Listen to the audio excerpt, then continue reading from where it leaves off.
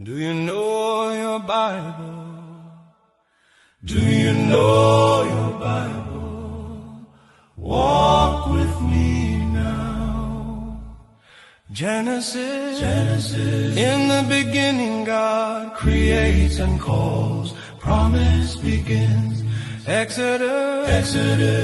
Hello, friends, and welcome back to BCTA Ministry. I am glad you are here. Our memory text remains the same, Philippians 2, verse 2. Fulfill my joy by being like-minded, having the same love, being of one accord, of one mind. Let's pray. Father, we're here today, not because, dear God, we're good, but because you are good. We love you. We thank you. Amen. Now, today, we will be looking at mind implant or mind surgery. The question is asked, why is it so important that we follow what Paul tells us here? Finally, brethren, whatever things are true, whatever things are noble, whatever things are just, whatever things are pure, whatever things are lovely, whatever things are of good report, if there is any virtue and if there is anything praiseworthy, meditate, or your Bible might say think on these things. But don't touch that button. We will be right back.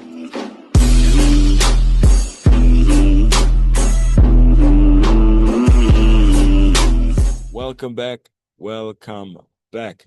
Now, an increasing number of companies around the world, and when I say around the world, I mean around the world, are working on technologies that combine the processing power of computers with the human brain.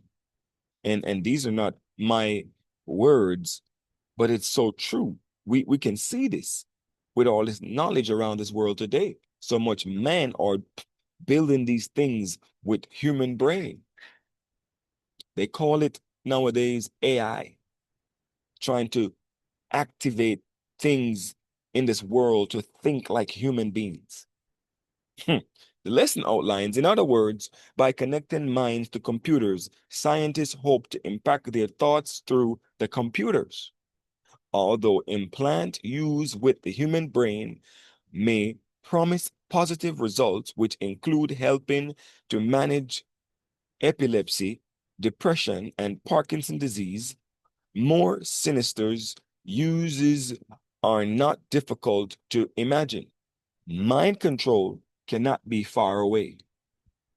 Mercy. In some ways, it's already here. Our mind is like a computer, only far superior. The constant information flow to which we are daily exposed, programs, our minds, conditions and thoughts, and guides our actions. When we immerse ourselves in media, the worldly way people think stamps its impression on our minds, and we begin thinking the same way. Friends, it is as if other people's minds were implanted or melded into ours. But watch this. I have something greater for you. Come with me to Philippians 2, verse 5, where the Bible says, let this mind be in you, which was also in Christ Jesus. Let me say that again. Let this mind be also in you, which was also in Christ Jesus. You see, even the thoughts must be brought into subjection to the will of God, and the feelings under the control of reasons and religion. You see, our imagination was not given to us to be allowed to ruin, riots, and have its own way without any effects at restraint and discipline. If the thoughts are incorrect, the feelings will be incorrect. And the combination of thoughts and feelings make up the moral character, the character of Christ. You see, the power of the right thought is more precious than gold wedge of Ophir. We need to place a high value upon the right control of our thoughts, for such control prepares the mind and soul to labor harmoniously for the Master. Let this mind be in you. If there be any virtue, meditate on these things. You see, it is necessary for our peace and happiness in this life that our thoughts are centered on Christ. As a man thinketh, so is he. Our improvement in moral purity depends on right thinking and right acting. Evil thoughts destroys the soul. The converting power of God changes the heart, refining and purifying the thoughts. Now watch this. Unless a determined effort is made to keep the thoughts centered on Christ or upon Christ, grace cannot reveal itself in this life or in any life. The mind must engage in spiritual warfare.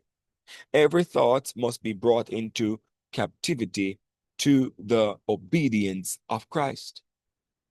All the habits of ours must be brought under God's control. Friends, we, all of us, todo mundo, we need a constant sense of ennobling power, of pure thoughts, and a damaging influence of evil thoughts.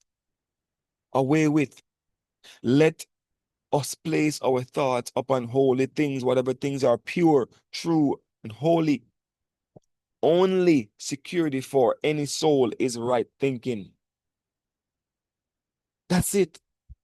We are to use every means that God has placed in our lives within reach for the government of civilization of our thoughts. We are to bring our minds into harmony with His mind. His truth will sanctify us, and our bodies, our souls, and spirit, it will and shall be enabled to rise above temptation. As a matter of fact, here's this quote from In Heavenly Places, page 164. Ellen White, the prophetess, she said, "The control of the thoughts in cooperation with the Holy Spirit will give control to the word. This is true wisdom and will ensure quietness of mind, contentment and peace. There will be joy in the contemplation of the riches of the grace of God." End of quote. In coming to a close, the beginning of yielding to temptation is in the sin of permitting the mind to waver. And James speaks about that mind, to be inconsistent in your trust to God. You see, the wicked one is ever watching for a chance to misrepresent God and to attack the mind, to do that which is forbidden. You see, if he can, he will fasten the mind upon the things of this world. He will endeavor to excite the emotions, our emotions, to arouse a passion, to fasten the affection and that which is not good for our soul. But if you hold every emotion and passion under control, again, fruit of the Spirit, self-control, in calm subjection and reason to conscience, then Satan loses his power, the control of the mind. The work to which Christ calls us to work of progressively conquest over spiritual evil of our character. Natural tendencies are to be overcome. Hello, remember now, the natural man is to do what is wrong. But we were bought with a price, and so we are redeemed. Appetite and passion. My final sentence. Appetite and passion must be conquered, and the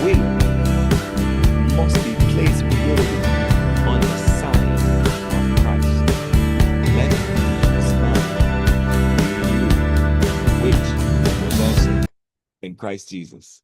See you tomorrow. There's more to come.